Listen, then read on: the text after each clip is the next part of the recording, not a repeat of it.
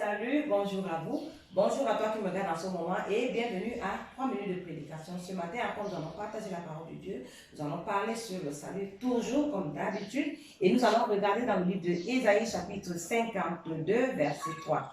Dans le livre de Ésaïe, chapitre 52, verset 3, la Bible dit: car ainsi parle l'Éternel, c'est gratuitement que vous avez été vendus et ce n'est pas à prix d'argent que vous serez rachetés. C'est gratuitement que vous avez été vendus et ce n'est pas à prix d'argent que vous serez rachetés. Qu'est-ce que cela veut dire?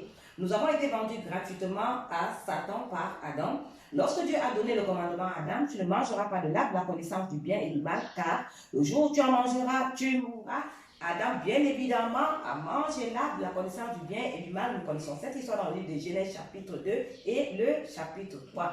Alors, lorsque nous avons été vendus par Adam à Satan, la Bible dit que ce n'est pas à prix d'argent que nous serons rachetés. Bien évidemment, lorsqu'on vend quelque chose, pour pouvoir réacquérir ces choses, on a besoin, n'est-ce pas, d'un rachat. Mais le rachat qui est pour l'homme, ce n'est pas un rachat qui doit être effectué à prix d'argent. C'est un rachat qui, bien évidemment, aussi doit être effectué gratuitement. Et pour ce rachat, Dieu nous a envoyé Jésus, selon Jean chapitre 3, verset 16.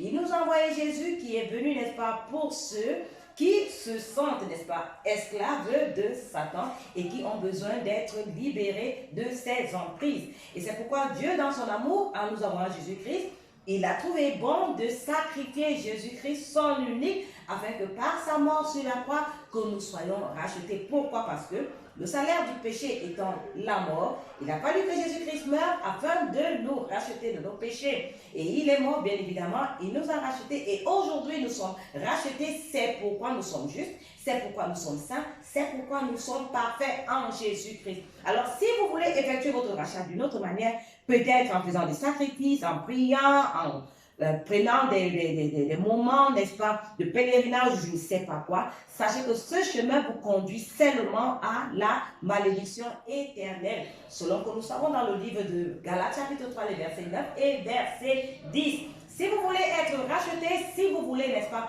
avoir votre salut au travers des actes, au travers des œuvres, au travers de je ne sais pas quoi, sachez que, étant sur ce chemin, tout ce que vous allez recevoir, ce n'est que la malédiction.